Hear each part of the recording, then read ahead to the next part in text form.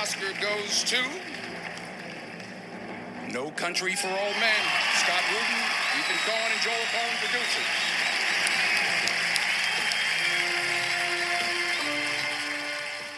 Welcome back to The Better Half. I'm Bradley J. Halverson, and here with me, she's my better half. It's Carly Corio. Hi, Carly. Hi, Bradley Halverson. Bradley J. Halverson. How are you? I'm good. It's May. It's my birth month.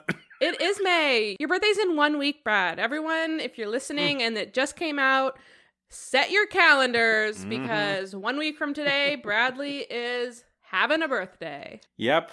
And traditionally, only bad things happen on my birthday, but Oh my I don't. gosh. Like Mother's Day or other people's graduation. No, I'm looking forward to it. I'm not looking forward to turning 33, but It's okay. I'm already 33 and it's been fine. Yeah, it's been really fun. It's actually been very nice. oh, okay. Yeah, you're going to love it. Speaking of things being nice, we got a movie to talk about where a bunch of not nice things are gonna. Wait, Brad, ask me how I am. Oh, I'm sorry. You don't have a birthday coming up. No, And Carly, how are you?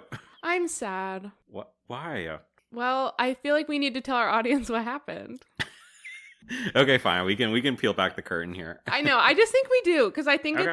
it's important. We recorded an hour and 40 100 minutes of this podcast, and my computer bugged out and it all got deleted. So we're doing this for the second time, and we gave it a day. I said I can't possibly do it right away, no. and we slept on it, and we're back better than ever. It's the weekend now, so we're both just really happy and ready to go. But just know that this is all for you, listeners. And the podcast life is not an easy life all the time. I had this thought earlier today. I was like, it is kind of cool in the sense of like, we're real podcasters. Like 100%. We got confronted with a technical issue that was beyond our control, and we are pivoting, and we're still going to stay on track for our rabid listeners. Yeah. I mean, it's a job. And if something goes wrong at your job, you go in the next day and you fix it. You know, actors have to take like hundreds of takes, you know, and just saying the same things over and over again and with the same affect and the same, you know what I mean? So we're just as famous as those people. 100%. We were saying like something like this was going to happen. So it doesn't matter that it happened. It matters how we recover. And I think we're doing it well. And we also mentioned this between the two of us, but we have a banger of a movie to get through. Yeah. I'd rather talk about a movie I enjoyed rather than a movie that I hated about some circus clowns. So Yes. This is a good movie, and it allowed us another 24 hours for it to just marinate. Yeah. And Right. we've already expressed feelings on it, and now we can even better stress our feelings on it. So I'm excited to jump in with you. Well, we are here talking about No Country for Old Men, directed by Joel and Ethan Coen, otherwise known as the Coen Brothers. This movie came out in 2007, and it won Best Picture at the 80th Academy Awards, which took place on February 24th, 2008. And we were freshmen in high school. Oh my gosh. 18 years ago. Cool. No way. 18 years? That? 2008. No, that was 18 I thought you years were ago. being hyperbolic there. That's insane. People born in 2008 are turning 18 years old. They can legally vote and Yep. oh my gosh. No, that makes me stress. Makes me want to stress eat real bad. But I won't. This is a movie that it's a film title that I certainly heard. I can't say growing up, but you know, because at this point I'm in high school when it came out.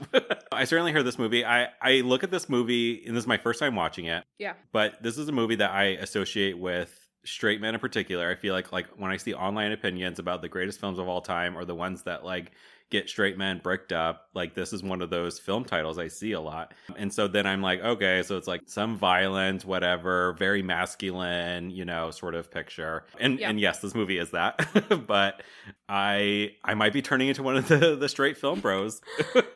You're straight? After watching this movie. I can't agree more. I have always just thought of this movie and I'm like, oh, it's a Western film. Like, you know, they're going to sling guns. They're going to come out and it's just these guys fighting with guns in saloons with the the little bundles of hay going across the street. What's that stuff called? The tumbleweed. The tumbleweed tumbling. The tumbling Bundles of hay. Yeah, so it's definitely not that. I was pleasantly surprised to really see what it was. And yeah, I agree. I would never have pictured that this is what this picture would be like. Yeah, and you bring up a good point. This movie is sort of classified as a Western film. Mm-hmm. And one of 4 in the Best Picture winner categories, the others being Cimarron, which won the 4th Best Picture winner, very old. And then we also have Dances with Wolves and Unforgiven, both from the 90s. And so, but as we'll get through in the recap, this movie, which is also based on a book by Cormac McCarthy, very subversive. So I think there's a lot of things that you would be like, oh, this wouldn't happen in a traditional Western. And yeah, so I'm excited to get into it. And before we do, though, Carly, we gotta hear that short synopsis. Shoot us in the face with it. I'll shoot you right through the head with it. A short synopsis for this movie. Violence and mayhem ensue after a hunter stumbles upon a drug deal gone wrong and more than $2 million in cash in 1980 Texas. Love. I knew you would. Love and terrified. Even that, though, you're like, okay, it's just going to be like a slinger movie. You don't know what's coming. Yeah, we got 3 leading men here. We're going to be seeing Tommy Lee Jones, Javier Bardem, and Thanos himself, Josh Brolin. Josh Brolin. And there's definitely at least one woman who gets to speak in this movie. So no, it's nice. It was nice to see one woman speak. Let's get into it. Again, the second time for us, but the first time for you, listener. We're being transported to 1980s Texas, and we're going to get some establishing sort of landscape shots here, and we're going to start to hear some voiceover narration. It's the only time in the movie this happens, but it's Tommy Lee Jones's character, who is Sheriff Ed Tom Bell. Ed Tom. Ed Tom. Never imagined that being a name, but they sure do call him that. And he's explaining to us, he's like, I'm a sheriff. My granddad was a sheriff. My dad was a sheriff. We were all lawmen. We love the law. And I wake up with law. I brush my teeth with law. I eat law for breakfast. And one thing that was about this and the opening, it really just is showing us we don't really see anything other than just rural Texas. You know, we see desert, we see sand, we see no people. Yeah, we don't see much at all. And something about this movie that I didn't realize until after was there is no score to this movie at all. No music. None. Nothing. It continues to make a big impact on the movie, the lack of score. But it just kind of, it sets the setting. And I think you don't realize it's gone until, or that how much a score means to a movie until it's not there. Yeah, exactly. Yeah. It from my experience, it really heightened the tension and intensity of every scene, just hearing how quiet it is and how much this movie relies on natural noises, or just like the sounds of even like footsteps can be so tense. And you're like, oh shit. So Sheriff Ed Tom here in his voiceover narration, he tells us a quick little story of like, I just recently sent this 15-year-old boy to the electric chair because he murdered a girl, and the media really classified this as like a crime of passion. But when I spoke to the boy, he said, no, it wasn't. I killed her because I just wanted to kill her. And I've been thinking about killing or wanting to kill someone since as long as I can remember. And I know I'm going to hell and I'll be there in about 15 minutes. And it's chilling. And it pretty much sets up what this whole movie is about, where I think a lot of times it's like when violence occurs, right, or murder, as a society, we want to understand why it happened. We want reason. We want rationale. We want motive. We want to understand how one human being can do this to another human being. And what this story is establishing is that like sometimes there is no reason. Yeah. That some people are just evil and they just do things with no rhyme or reason, which I think is unsettling for any human being to have to sit with. This idea that like it's chaotic and it's by chance. And I think it's a huge theme of this entire movie. So yeah, and I think the fact that, and we are introduced to him, we don't see him until probably half an hour into the movie, 20 minutes into the movie. But I think as a viewer, you know, because you know Tommy Lee Jones is in this, you know his voice, he's well known enough, like you know who's talking. And I think the fact that, you know, he's a sheriff at this point, for him to be like kind of caught off guard by this, like a sheriff sees everything. You think a sheriff, you know, they've seen everything. So I think you start to get this idea that things are more intense. Things are different. Like things are starting to, or just in general, can still catch a sheriff off guard. Exactly. Yep. And as this narration ends, we're going to begin the movie and we're going to see a cop, not Tommy Lee Jones, but another cop has just arrested a man and he's putting him into the back of the cop car. We do not see this man's face. We just see his dark clothes and his fuck-ass bob. As soon as I saw this hairdo, I said, Brad is somewhere cringing. Like, I was like, this is all Brad's going to see the whole movie. I wonder if he's going to get the plot, because that's all. I knew that it would bug you so much. I really am big on hair and hair on men in particular. And like, to me, like a man will be unattractive because just their hair, and then they get a haircut and suddenly you're like, oh, you're hot. For this character and for this fuck-ass Bob, he's not hot. You also are very into facial hair. So and the fact that that's true. He doesn't have any facial hair. Like, I wonder if a little facial hair would have helped balance out the fuck-ass Bob. Maybe. Maybe, probably not. It's hard to get into this character at all. This is Javier Bardem, but we're not going to really like get a close-up on his face just yet. But this is his character. The movie won't name drop him for a while, but just for clarity, this is Anton Chigurh. And we don't even really know like why he's just been arrested. We kind of are getting like dropped right into this scene, and the movie's just getting going. And so this cop is putting him in the back of the cop car, and Anton has like this strange little tank with him. It's smaller than an oxygen tank, but it does have like a little tube, and like it gives the vibes of like someone who, like an elderly person who needs oxygen with them, and they like wheel it around with them. That's what it looks like. So you think maybe it's that, but you don't know. What? So then we cut to the interior of the police station, and I love the way that this scene is shot. We get like our cop man front center, foreground, like sitting at the desk on the phone, and just like over his left shoulder, kind of blurry because he's in the background, but we have our baddie Anton just sitting there. And as the police is on the phone, we just can see Anton like moving his handcuffs from behind his back, like under his feet. And so now they're in front of him, and we just see him sort of soundlessly stand up and start approaching the back of the policeman. Spooky. It's chilling, and the policeman's like yada yada yada, and then literally ends with like, I got it all under control. Hangs up and immediately strangled by handcuffs. Yep. They drop to the floor. Immediately crash to the floor. Anton's in full control here, tightly holding his like handcuffs against this cop's neck. And we really like zero in on Anton's face for the first time. He's got like bug eyes. Like he looks crazy. He looks animalistic. Like he's it's yellow. Terrifying. Like the tone of his face is scary. He has eyes that are like huge but dead at the same time. Yes. Like, yeah, very chilling guy. And then all that on top of this hair, horrible. So this is it's pretty violent. We do get a couple of shots of like the handcuffs like starting to dig into the policeman's like neck. Blood is like here. Quickly then it's over, and we get shots of like all these scuff marks on the floor from their struggle. It's pretty harrowing, and Anton's just going to calmly sort of get the handcuffs off. It bit into his wrist a little bit, so we're going to see him like wash up, but he's going to steal a police car, but he can't be in that police car for long, so he's going to pull over, the next car he sees, and gets out with his little tank. Pulls over the nicest guy, by the way. As any good Samaritan would. They pull over, they're like, oh, officer, what's the problem, officer? Oh, hey. Anton's wearing no police uniform. Yeah. And the Texan guy does roll down his window, and he looks at the tank, and he's like, what's that about? It's the only sort of questioning we see this guy do. And Anton very calmly is like, can you just get out of the car? And the Texan man's like, okie dokie. Okay, Mr. Officer. So this innocent bystander gets out of his car, stands there, and Anton's like, all right, can you just stand still for me? All right. And he brings the tube end of this tank up to the bystander's forehead. He's like, all right, just stay still. All right, 3, 2, 1, say cheese. Bang.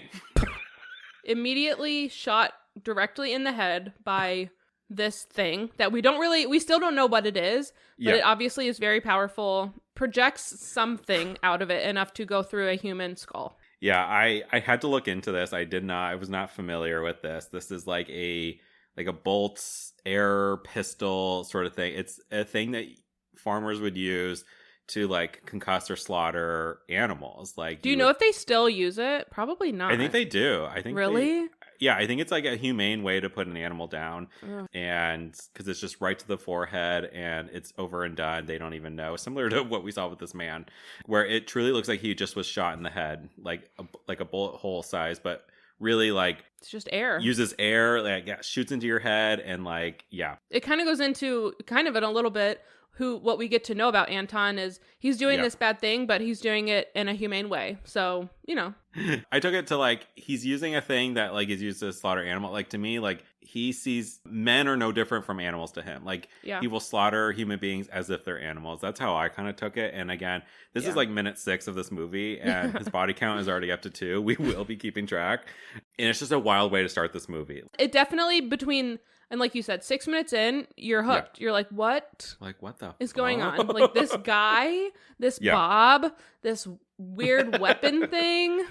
Yeah, it's immediately intriguing, immediately horrifying. It grabs your attention. And Javier Bardem, I'm sure we're going to give him his flowers for sure in this episode. But yeah, he is just in these opening shots, is doing a very effective job at being scary as fuck.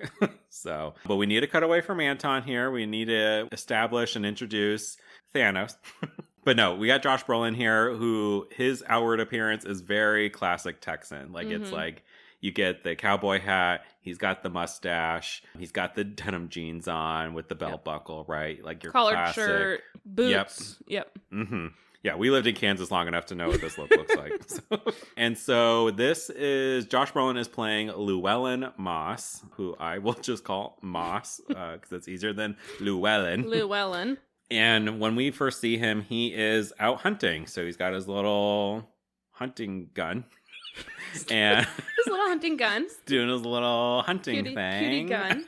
And he's shooting some type of animal, some sort of deer-looking antelope. Definitely an animal.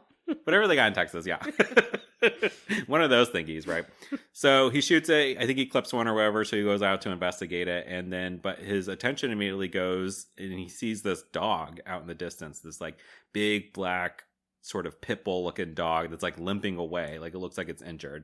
And so he's like, okay. He's gonna investigate. He's got a mystery on his hands. Gotta crack the case. He's gonna wander around, follow the dog, and he's gonna stumble upon this scene. You got 4 different trucks, all kind of like parked in a circle, right out in the middle of nowhere. And as he approaches, it's clear there are dead bodies, multiple dead people here, multiple dead dogs, flies buzzing around. This is a crime scene. And Josh Brolin, Moss here, is unaffected at all. Cool as a cucumber. Walks toward it, walks around it, whereas anybody else, myself included, would run as far away as possible. As soon as I saw a dog out in the wild, I would be running the other way. That would be an alarm to me that this is not a place for me. A wild dog that is hurt, no. I would have turned around. So Llewellyn Moss, very brave. Brave, or perhaps a little selfish, because he both. starts like opening truck doors. Like he's clearly like looking for stuff, and is not bothered at all, or has seemingly any questions about what went down here. And I think he does like pick up a gun, right? Like I think he's kind of like, okay. Oh, okay. All right. And he's going to open one of these truck doors, and there is a man inside who is still alive. This Mexican man who is wounded or injured of some sort. Yeah. And he's like, agua. That means water, Brad. So, we got an injured Mexican man sort of begging for water, and Moss is like, I ain't got no agua. And this is an interesting introduction to the character. He's wearing like a white cowboy hat, and it's a kind of a classic Western trope of like whoever's wearing the white hat is the good guy. That's our visual cue, and whoever's wearing the black hat or the black fuck-ass Bob is our bad guy. So, but like here, it's like he's not immediately helping this man who is literally asking for water and like needs help.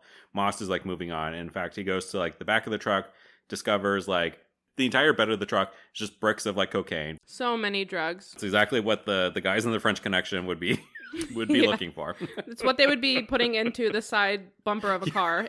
This is some context clues for us. This was clearly some sort of drug deal that went bad, and there was a shootout. Moss is going to go back to this man who's still like, well, what about the agua?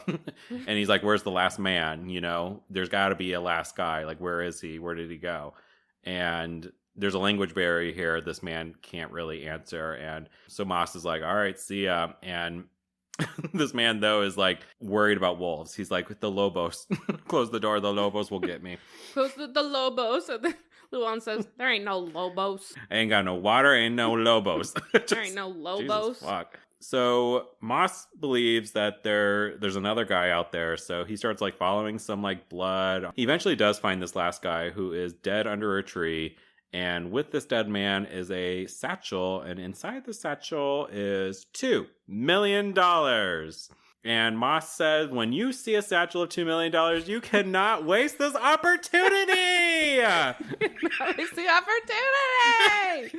He immediately makes the decision, this is mine now. Oh, that's approved. Yeah. Oh, that's approved. Insane. I love it. Yeah. So it is an interesting choice. Obviously, like, I think we can understand anyone's, like, Moss's motivation here for taking the money, right? If I found $2 million and no one was around, I would take it. Right. I can't say I would continue the fight put up throughout this movie, but 100% I think he did what any normal human being, especially in rural Texas, would do. So he's going to take that satchel of cash and he's going to take it home. So we are going to get some more information about Moss here. He lives in a very sort of modest trailer home. Mm-hmm. And we're going to learn that this money won't be just for his benefits, but he also has, I believe it's a wife, maybe a partner. I don't know. But I think wife. I think they had settled. I think wife too. Yeah. Carla Jean, the only woman in the movie, played by Kelly MacDonald, who I'm not super familiar with. So Carly, I'm hoping you got some notes on her. So I did, and good. I was actually surprised by how many things that we would know her from. Yeah. Probably not recognize, but she has a some notable credits. So we'll get to that. But he's not like shy about the satchel of money. So as he walks in, Carla Jean's like on the couch. She's like, "What's that satchel?" And he's like, "It's got $2 million." And she's like, "Oh, that'll be the day." I loved this. I thought that was just so clever to like say, and just any husband and wife like would joke like that, and I thought it was funny. Yeah, they have like this back and forth where she's like, "Am I supposed to ask where you've been all day?" And he was like, "I prefer you didn't." And you keep asking me questions. I'm gonna take you out back and screw you. And screw you. They're like smiling, and this did work for me. The mustache, Josh Brolin. I mean, he's just a solid, beefy dude. Like, I don't know. Felt something. I felt a stirring. So, and later that night, we're gonna see they're both in bed. But for Moss, though, he can't get to sleep, and we're gonna see this at least one other time later in this movie, and just some other information that comes out later in the movie. But like this is a man who has served, I think, 2 tours in Vietnam. Like, he is a Vietnam War vet.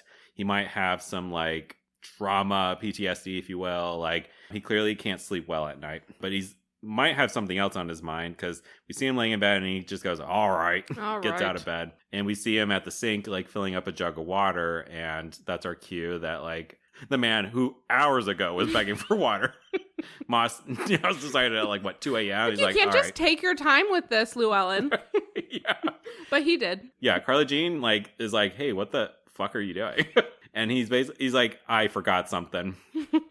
He's like, if I don't come back, tell my mother I love her. And she's like, your mother is dead. And he's like, oh, okay. He's like, well, then I'll tell her myself. Well, I'll tell her myself.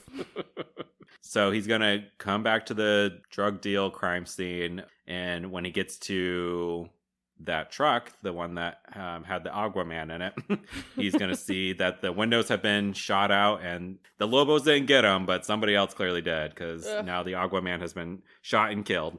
Somebody came back to clean up the job or finish it. So clean up the job and clean up the drugs, because they're all gone. Drugs are gone from the back of the truck. So folks definitely came back here, and they may not be too far away, because Moss then looks out, towards the ridge where he parked, and could see that another truck has rolled up and that men are getting out of it. He can kind of see the silhouette of all of this going down, and they're slashing his tires. And so he knows that they know that he knows that he's there. And he knows that they know. They know that we know. We know he's there. Yeah, so clearly they had guys sort of keeping an eye on this crime scene, seeing if anybody would show up. And now that Moss has, they get back in their truck, they turn on these like intimidating floodlights, and then they just start driving after Moss, who is like fleeing on foot. Full speed at Moss, who can run surprisingly fast, because this truck at full speed never catches up to him. Nope. He consistently has a good lead on them. They just keep following him. But yeah, he must be very fast. Makes it to like a river kind of deal, not a big one. And this Mexican cartel, the subtitles are telling us they're speaking in Spanish, so we know they're connected to this somehow. But they release one of these intimidating pit bull dogs who chases after Moss, literally gets into the river, and he can at least outswim a dog in a river.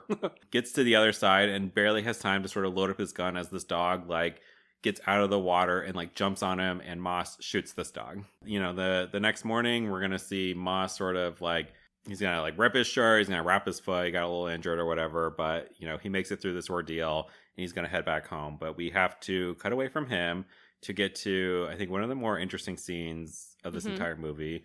We got to check in on our fuck-ass Bob baddie, Anton, who is stopping for some gas, comes on in to this very modest gas station. The guy who owns it is working the front desk, right? There's nobody else around. And that's kind of true this whole movie. Where are all the pedestrians? Where are all the patrons? So Anton kind of walks in, kind of slides into the scene and wants to pay for some gas and for these cashews that he's currently eating during the scene, one at a time, very menacing. That is how he ate them. And of course, we've already seen this guy kill 2 people, right? So I think anytime that you're in a scene with Anton here, you should be shitting yourself. So you in danger. You in danger, girl. And this gas station guy, this old Texan man, it happens so quick, but he basically just says how's the weather up there in Dallas? I see that you're from Dallas. Basically saw the plate of the stolen vehicle that Anton is driving around, and that was enough. And Anton has this classic line of what business is it of yours where I'm from? Friendo. Friendo. It's interesting because you don't even because he has this menacing look the whole time. His look doesn't change, but just his his approach to this conversation flips a switch. You just see that he has anger behind it rather than just his consistent apathy. Yeah, exactly. And this gas station guy can clearly feel that something is off. He starts stammering, constantly kind of asking to repeat. And at one point, the gas station guy is like, okay, well, I got to close up shop, actually. I'm closing up. And he very quickly senses the tone. Right. He's like, I got to close. It's getting dark. Meanwhile, it is bright ass day. It's probably noon based on the daylight. And even Anton calls it out. He's like, I don't even think you know what you're talking about right now. And he's like, do you live in that little house out back? Very, very scary. Threatening. Yeah. And then he asked the gas station guy, he's like, what's the most you've ever lost on a coin toss? And the guy's like, huh? He's like, what's the most you've ever lost on a coin toss? And he takes out a quarter, flips it. It lands on the front desk, and he covers it. And Anton says, call it. And gas station guy's like, sir? And he's like, call it. He's like, I need to know what it is we're calling for here. And Anton's like, you need to call it. I can't call it for you. It wouldn't be fair. And gas station guy's like, I didn't put nothing up. And Anton said, yes, you did. You've been putting it up your whole life. You just didn't know it. He's like, you know what the date is on this coin? He's like, no, why would I? How the fuck would I know that? And Anton's like, 1958. It's been traveling 22 years to get here. And now it's here, and it's either heads or tails. And you have to say, call it. And the gas station guy is like, I need to know what I stand to win. And Anton's like, everything. He's like, you stand to win everything. Call it. What a line, everything. And the gas station guy's like, all right, then heads. And he lifts his hands, and it's heads. And Anton's like, here you go, your lucky quarter. Well done. He says, well done, which again is done. The scariest way to answer that. I know, I gave him a much higher pitch there, but the delivery was very much like, well done. And gives him the quarter, and he starts to put it away. And he's like, don't put it in your pocket. He's like, it'll get mixed in with all the other coins, and it'll just become like any other quarter, which it is. That's your lucky quarter. That's your and lucky then he's quarter. like, well, where should I put it? He said, anywhere but in your pocket. Exit stage right, leaves. This is one of the few people that Anton chooses to spare, and I think this gives us a lot of information. I think totally. This is a man who clearly kills indiscriminately, but he does seem to operate on some sort of rule, some sort of logic. He is willing to decide to kill this man based on a coin flip, and it's as simple as that. And so I think Anton really relies on sort of fate or the universe to give him some sort of message to basically say something brought me to this gas station at this time to stand in front of this man to either kill him or not kill him, and based on a coin toss. So I think all that is important about Anton. All right, well, we're going to cut back to Moss. He's going to make it back to his home, and at this point, like, we didn't see it, but he's clearly like caught Carla Jean up on everything, like the satchel of money, and he's like, listen, you're going to go to your mother's in Odessa, and because my truck is there, his tires were slashed, right? So his truck is still at the, you know, the drug deal crime scene. You know, people are going to be coming and looking. And she was like, well, how long? And he was like, would you ever stop looking for $2 million? I was like, oh. Absolutely not. Right. And he's like, pack up whatever you need. Whatever you don't pack up, you're not going to see again. And so basically, this will never be safe for us again, which right. I continue to say, I would take $2 million. If I suddenly started to fear for my life for the $2 million I stole, yeah. I don't know if I would fight so hard for it. Like, if I didn't think I could ever go back to my home, you know? Right. So it just kind of shows the difference in logic and how dedicated Moss is to keeping this $2 million in his head. This is his, and he's going to fight for it. Yeah, I don't think I'm brave enough to do this. I just wouldn't, like, knowing that, like, I just don't think I could do this. I just don't think I could do this. I don't know. I could not steal $2 million and nobody's, like, looking for it. You know what I mean? Like, and Moss at this point knows there's an obvious trail back to him and back to his home, like to the point where they have to flee now.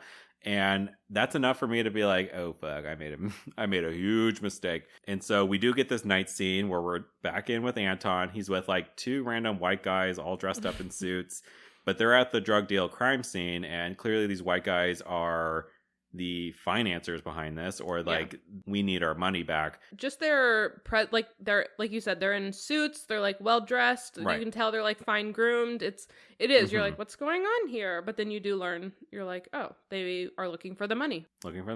So they're clearly hiring Anton to go get it, and they're also revealing to us watching this scene that there is a tracking device in the satchel. Moss does not know about this, and so one of the white guys has like this receiver, and Anton's like, do you got it? And he's like, yeah, here you go. Yeah, here. And as soon as Anton gets that receiver, pop, pop, boom, boom. kills them both. Death count 4. Yeah. Anton works alone. So that's terrifying. So now Anton has this receiver and can pinpoint the location of this money ASAP.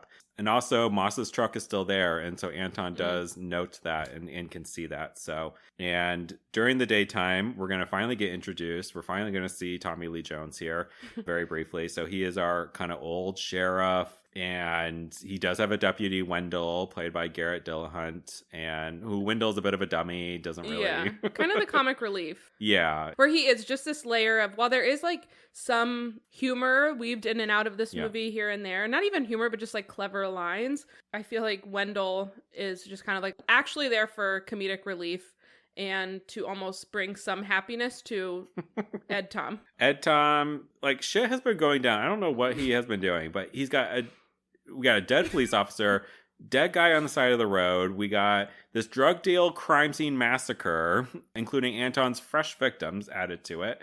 And so they're literally at the drug deal crime scene, kind of like being like, huh.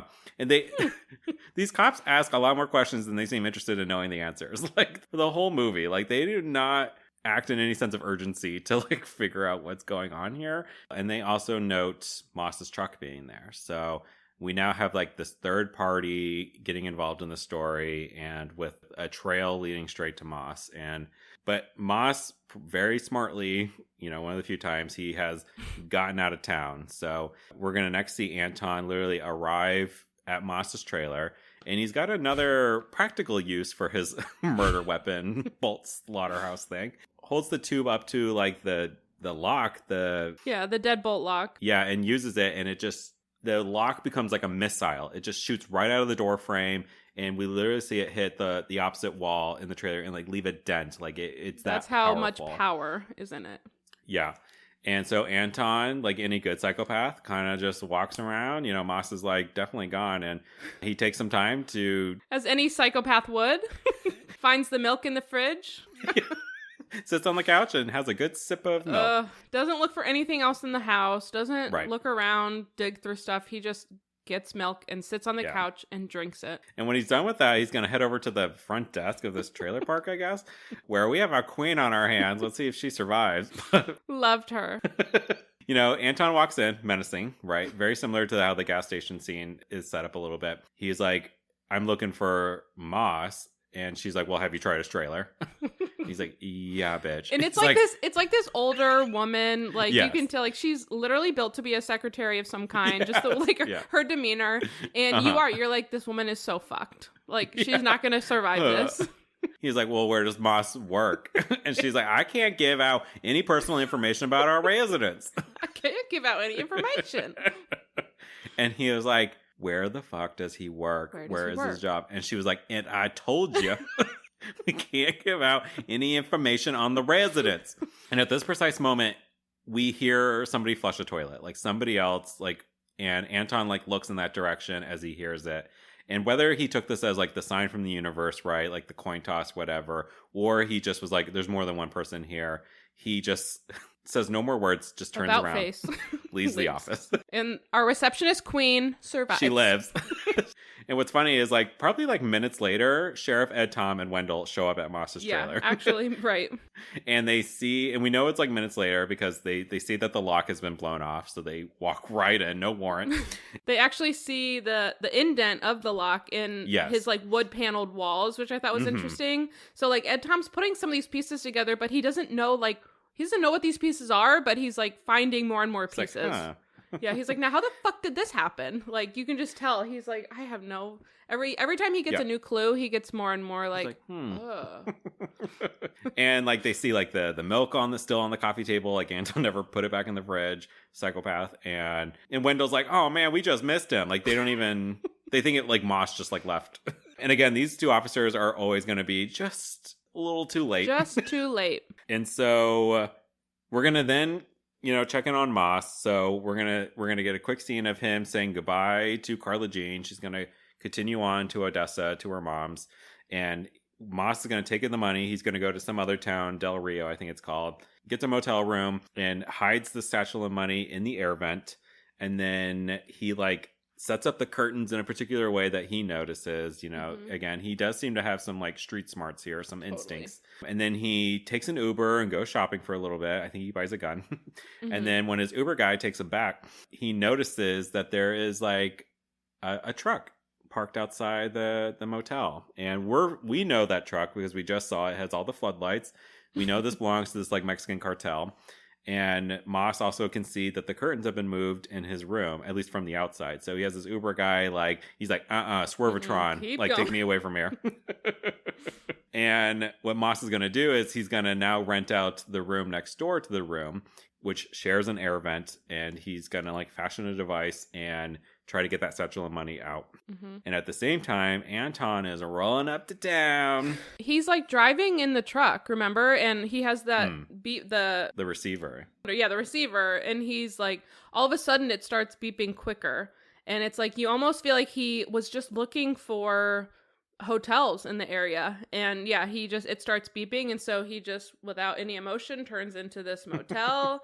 And yeah, you're like, oh. Beeping gets louder. So yeah, this receiver leads Anton straight to Moss's like hotel room. And so Anton also gets the room, I think on the other side of Moss's room, kind of scopes out the room. I think he knows that each of these rooms are designed the same way. So we kind of see him preparing for an attack. And he's got with him a huge gun with a giant ass like silencer at the end of it. Huge gun. I didn't think it could get scarier than this air gun, but this gun's very long, very huge. Yeah, he's armed now. Yes, very armed. And again, where are all the patrons? Because he takes his shoes off. He's very protective of his shoes. Yes. And we just see him really walking outside with socks on and holding this giant ass fucking gun. Like, it doesn't get more psychopath coded than walking around in your socks, holding a gun, no sound, it's silent. Yes. We cut to Moss. We have every reason to believe this is all happening at the same time, right? We see Moss is like trying to get the satchel like around a corner in the air vent, right? He's working on it.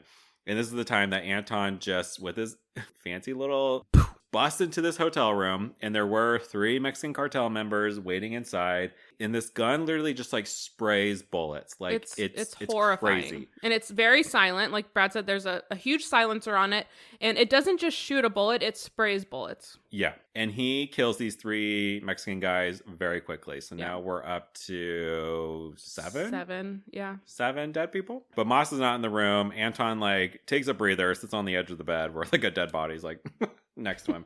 Anton's a smart guy, so he looks over at the air vent and is like, that's where I would hide money. Takes a coin out to unscrew the screws and looks inside and can clearly see that like something was there, but that Moss was successful in dragging the satchel out, and that Moss is already like cleared out of that motel.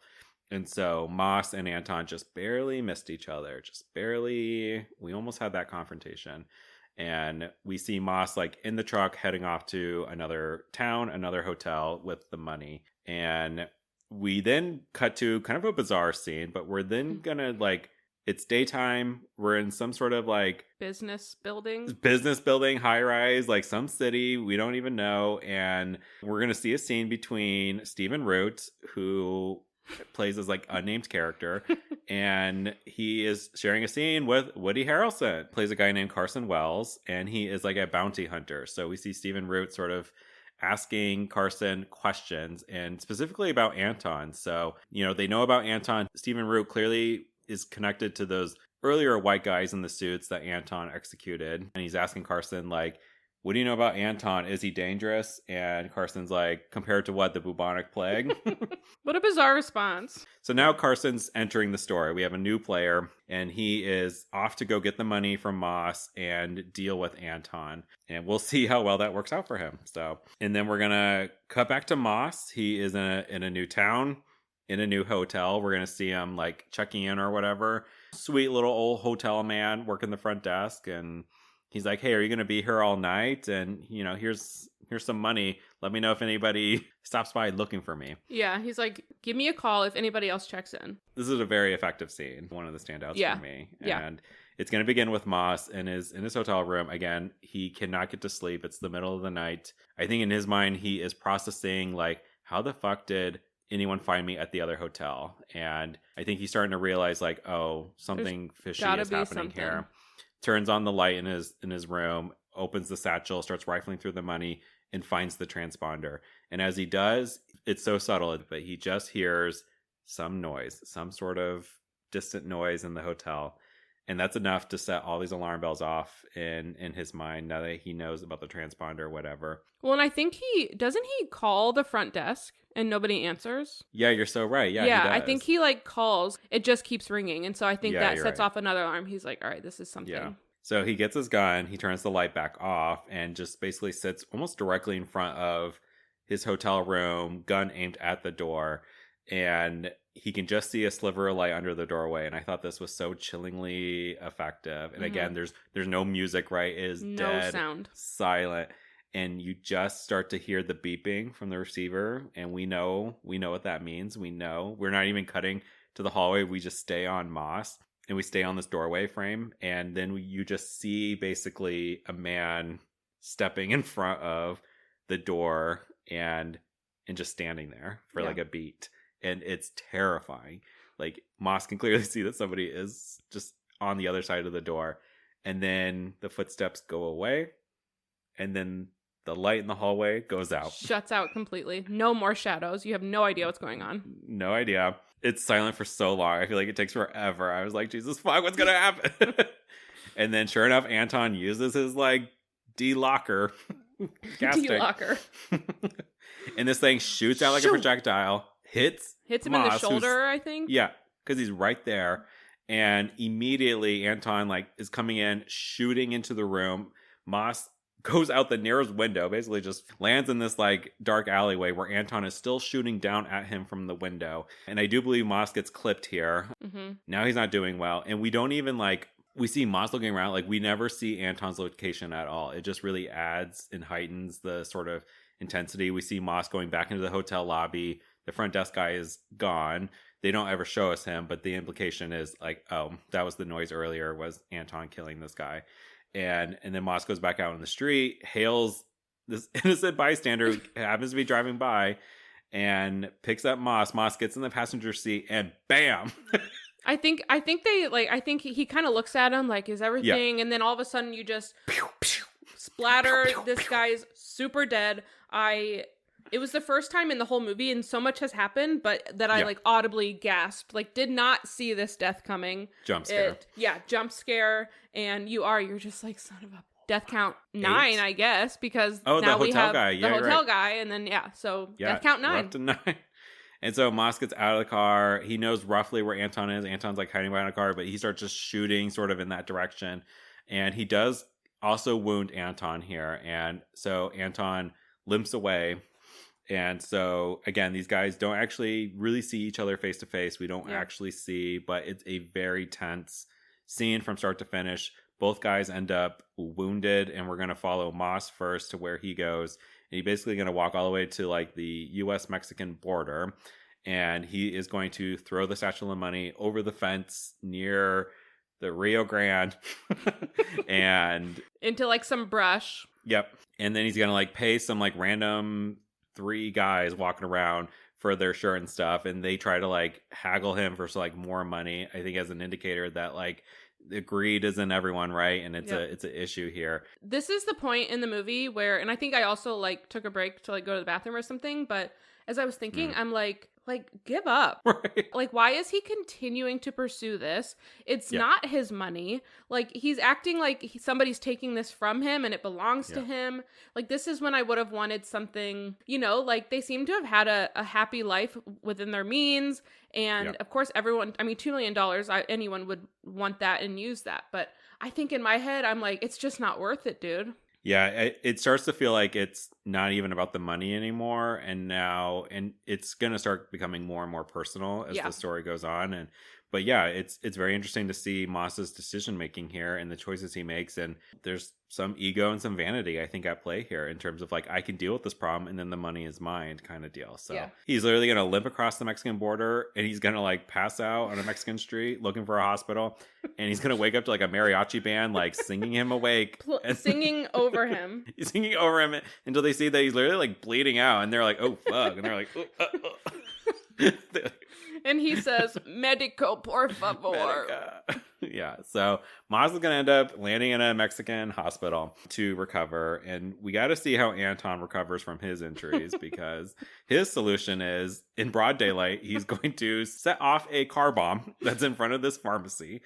And as everybody rushes to this car bomb, he's going to just confidently walk to the back of the pharmacy, steal all the medication that he needs, goes to a hotel room, and fully naked, although we see no dong, no cheek.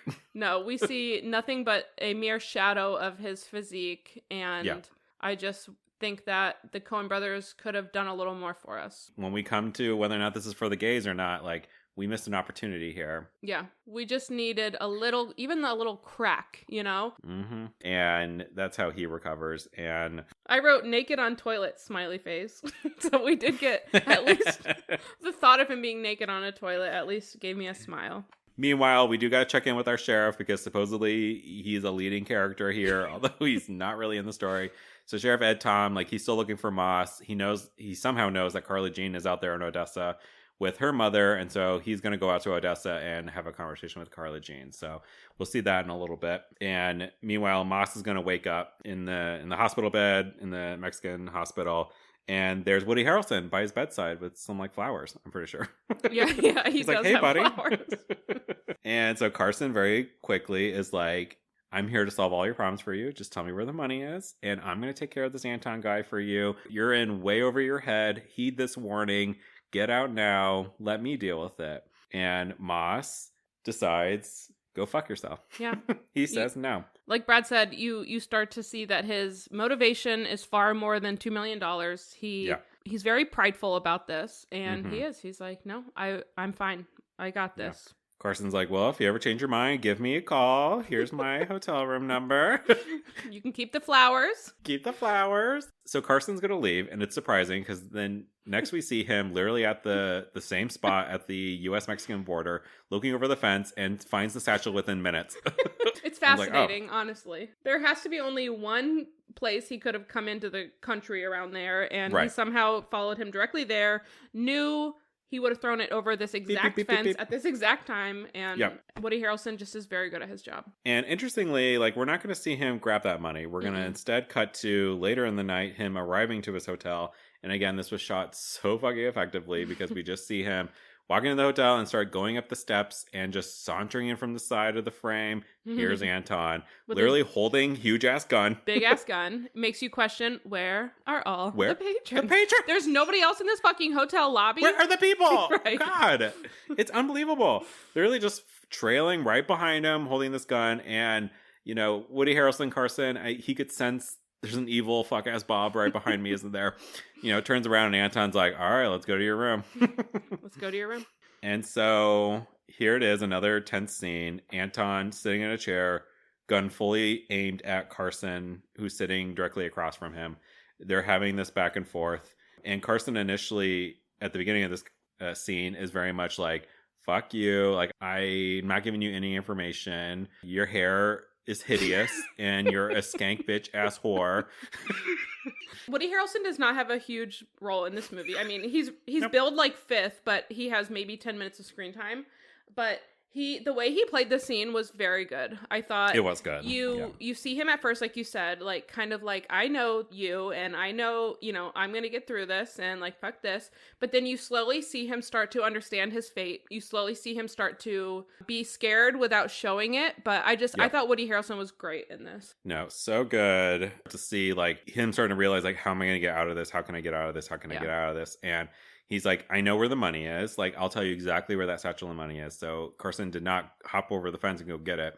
And Anton very calmly is like, I don't need to know where the money is. I know exactly where the money is going to be. Where it's going to be. Chilling. And Carson's starting to realize like, oh, I'm kind of fucked. And the phone rings. It rings. And Anton shoots Carson. Shoots. As the Sprays phone rings. bullets with the silencer. It's, again, just another eerie way of it. Horrific shot, but it's so quiet. And again, it's like no coin toss here. Like, was the phone ringing his sign? You know what I mean? Like, that's what's so scary about his logic is like, he can just decide like anything has meaning to it, right? Like a phone ringing or a toilet flushing, whatever is what he'll use to determine whether or not he lets you live or not. And it's terrifying because it's so random. It's by chance, it feels. Yeah. But in his mind, I think he thinks it's like fate, like that he has no say over his own actions kind of deal. And so he's going to quickly pick up the phone and it's Moss, who maybe had a change of heart, presumably, you know, maybe. I am very curious, had Carson lived, what was that phone call going to be about? And was this actually Moss maybe making a better decision? But unfortunately, like the sheriffs, he's just too late.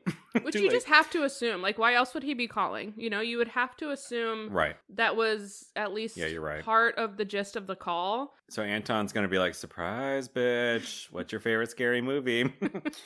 And again, Moss is going to be presented with another choice here. Carson already offered him one lifeline, said, you can get out now.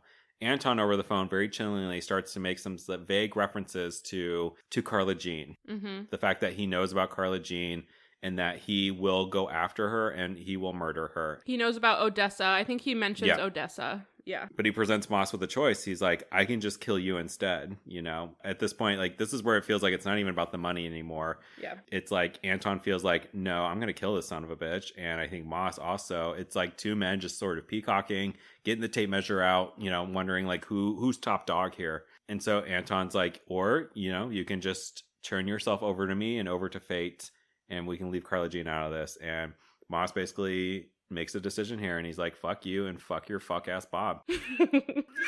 I wrote, Moss says game on. Like, that's very much the tone this gave. And as they hang up the phone, it's like, all right. And then you start to be like, okay, what's going to happen? And now the die has been cast. Yeah. We're going to cut back to Sheriff Ed Tom.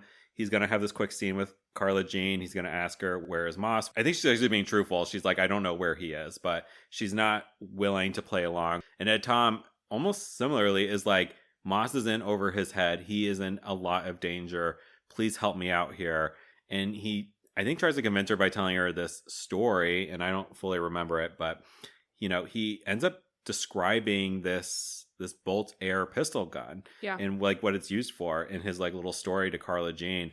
And I think it's important to mention it because he doesn't ever make the connection as to Anton using this as a weapon against other humans. Like Ed Tom, who is so mystified by just the violence around him, he can't comprehend, even with all the information in front of him. But the wheels, I think, are going to start turning in Carla Jean's head. And so Moss is going to, I don't even know if he was fully discharged from this hospital, but he just straight up leaves it. Still in his hospital gown. We do see him recover the satchel, recover the money, but he needs to get some clothes. So we're going to see him go shopping. He's going to walk into this clothes store and he's like, please, sir, help me. There's a lot of men after me. And this guy's like, well, as there should be. He's like, let's see. You got the mochaccino face, the wonderful skin, and the big broad shoulders. Let's throw a dead animal on you. Okay, croc skin, buttercream, croc skin. Buttercream. What size is the waist? Let's go in.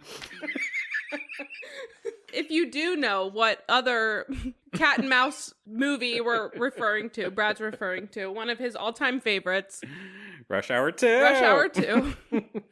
Okay, none of that happened, but I do think this was a missed opportunity by the Coen brothers to include a sassy gay clothes store owner. Totally. And so Moss has a plan here, and we're going to see him have a phone call with Carla Jean at the airport.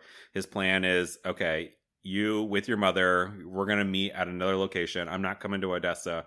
We're going to meet at this other new location. I'm going to bring the money with me. I'm going to give you the money, Carla Jean, and you and your mom just take off with the money, get out of here while I deal with this problem. And then, you know, we'll regroup later. And Carla Jean is like, I don't know about this, getting really worried. It seems like people really care about this $2 million. Plus, my mom has the cancer. Yeah, in the background. Tell him I got the cancer. Tell him I got the cancer. This Carla Jean's mom is super grumpy. At first, we just hear her voice in the background of every phone call these two share. But then we do meet her, and she's just a grumpy old woman.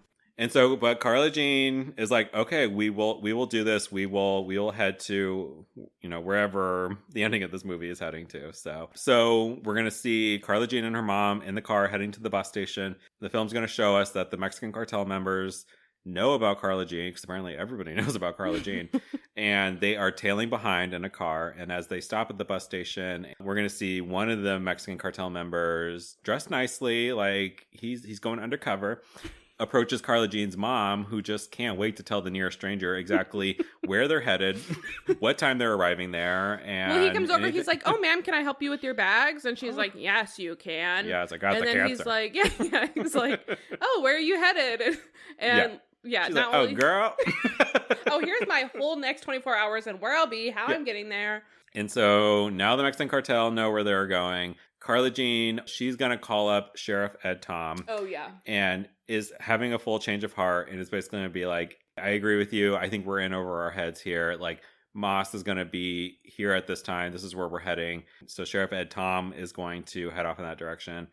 Anton, I don't even know how he gets his information anymore, but he knows where Moss is heading next. And so you can see what's happening here. We're heading towards like the final 30 minutes of the movie, right? Mm-hmm. The big climax showdown, because Moss is going to be here staying at this hotel, and we got the sheriff, Carla Jean, her mom, Carla Jean headed Anton, there. the Mexican cartel. They are all converging on Moss's location. So we're going to see Moss first. So he's set up in a new hotel, and he's over poolside where a random woman is lounging about, having some drinks, having a good time on vacation and to wherever she is. And Moss looks good too. You can tell he's bought. He went, he he's went got shopping. Some sun. Yeah. Yeah, he's got a little sun on his face. He has this nice like white collared shirt with a little red design on it, new pressed jeans, a fresh hat. He looks good. So you're like, oh, nice. Pool woman notices it too. Yep. She's like, hey, hot stuff. Like, I got a case of beers. You want to come back to my room or whatever.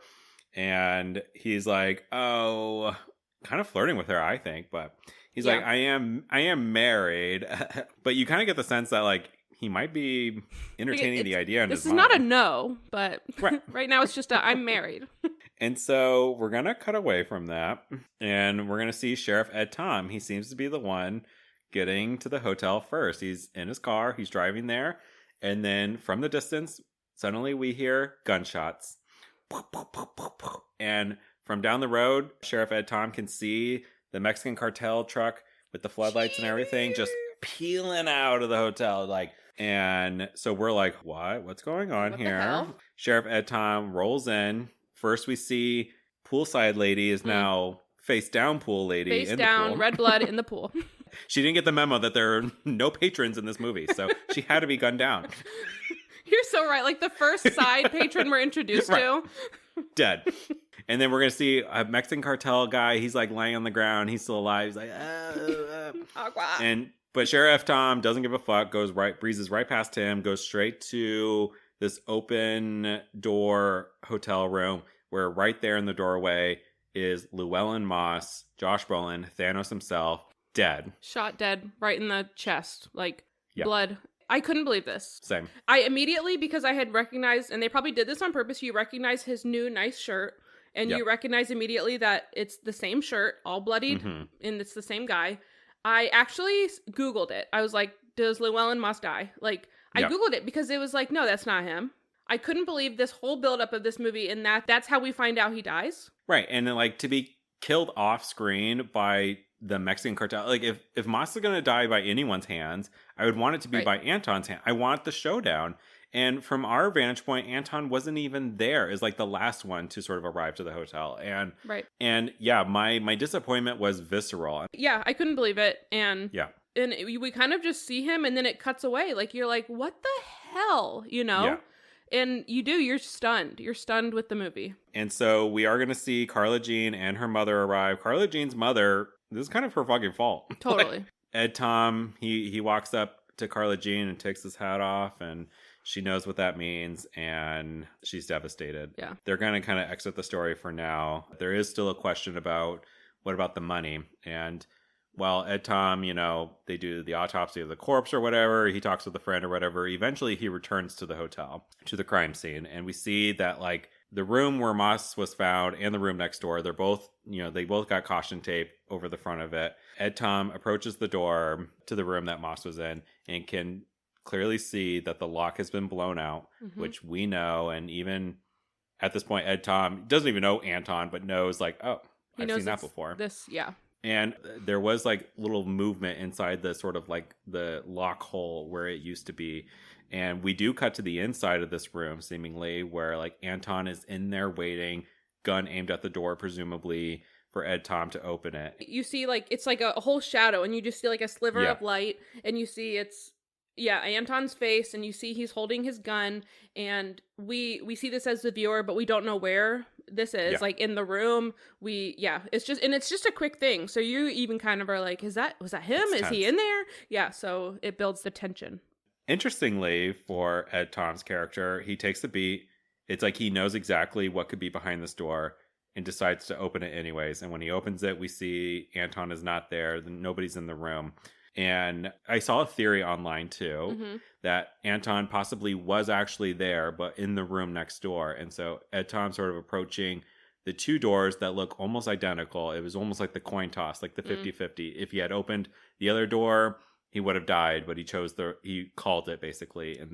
Or Anton was never there, and it was just, I don't know, Ed Tom's like imagination of what was behind the door potentially. I like both of those theories, and I think they're both chilling. So Ed Tom is going to note that the air vent cover has been taken off. We see a coin left behind in the carpet. So we know that Anton was there and that Anton recovered the money. And that's it. I mean, Ed Tom sat on the bed, and, you know, he's kind of looking around, and he sees the vent, and then the camera shows the vent and the screws and this coin on the ground, and then it just fades to black. And so here in the kind of coda of the movie, if you will, like, it's clear like some time has passed. I can't tell you like how much time has passed.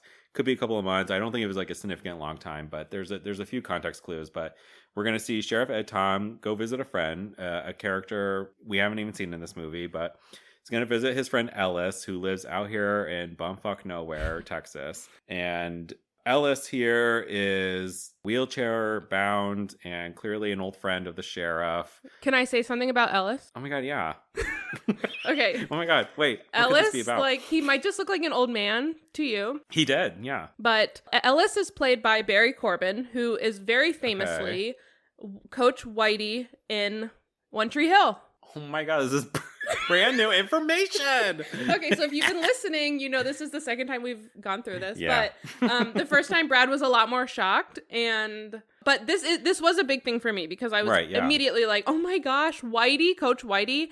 And yeah, knowing Coach Whitey, you know, it's kind of the character that all the characters would go to for, you know, that like sound mind, the voice of reason, you would think. So in this scene he plays a very similar role, but I just was so proud of Barry Corbin being in an Oscar-winning film. I was so happy for him. Yeah, I'm glad you clocked that, because I did have a One Tree Hill phase, but I can't say I am so familiar with it that I would have ever clocked that. So he's also like, I feel like a pretty like popular actor to play like just the old guy in a lot of things. Like, did you recognize him at all, do you think, or no? No, not at all. Okay. But also, like, some of this was clouded about the fact that I was still in my emotions about the direction this movie was doing, right? Yeah. Like the killing of like I was still processing it, and then to suddenly be introduced to like this like side character in the last like 10 minutes of the film, I'm like, what are we doing? So I was starting to feel like this movie was taking like just going off the cliff's edge in terms of like, what are we doing here? But like I said, I'm on a bit of a journey, but I think that took me out of this scene a little bit. That's fair. And I had to like go back because I was like, what were those two guys talking about anyways? But the sheriff is going to like think about quitting, basically. We've seen him struggling this entire movie about just like the violence, not even just in this movie, but like he's reading newspapers about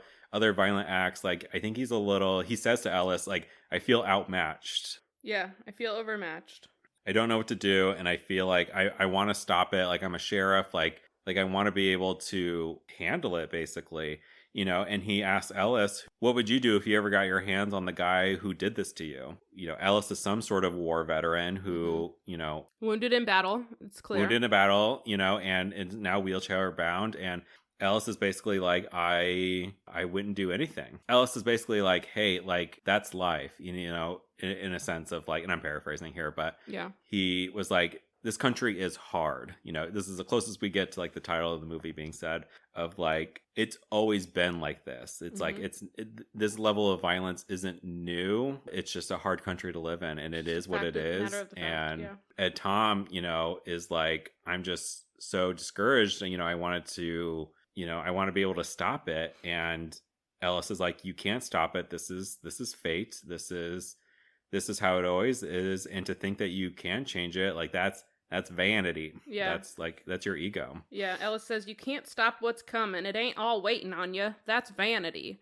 So, you know, this whole movie has been about fate, and, you know, and to think this guy now is just like, you can't change what's going to happen. Like, it's just going to happen. And to think that you have control over it, it introduces this idea of vanity and what do you have control or what don't you have control over? And so we're going to check on Sheriff Ed Tom for the last scene of the movie as well, but he is going to quit being the sheriff. Yeah. I think this scene was kind of a good bridge. You know, I think it was a good bridge between everything. I think, like you said, everyone's mind is spinning at this point, both viewers and in the movie. So I feel like it is kind of like a voice of reason in a way. So I think it's a cool scene. I mean, it lasts maybe 5 minutes, if that, but I think it's a good bridge to the resolution of the film that we're going to see coming up. We're then going to cut to Carla Jean, who is at her mother's funeral. We're going to see casket going into the ground. And literally sad day already. And she's going to head on home, or presumably her mother's home. And she's going to head on in. It's a quiet, sunny day, and she's going to sit there. It's dead silent, and then she's just going to look over and notice that a window is open, and that's enough for her to get up, go over to the bedroom, and open the door, where it is revealed that Anton is sitting there in the corner waiting for her. It's chilling. There's no gun out. He's not aiming anything at her. I think Carla Jean does say, though, like, I knew this wasn't over. Which I think was the audience. I think we're kind of thinking it too, you know, like this can't be the end. So it is. And then it just heightens this intensity again. Yeah. Yeah. She's like telling him like, I don't got the money, which we know to be true. He has it.